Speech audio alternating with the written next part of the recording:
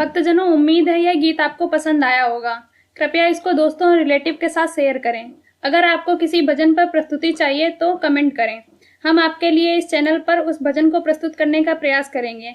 अगर आपने हमारे YouTube चैनल को सब्सक्राइब नहीं किया है तो तुरंत सब्सक्राइब करें और बेल आइकन दबाना बिल्कुल ना भूलें। धन्यवाद।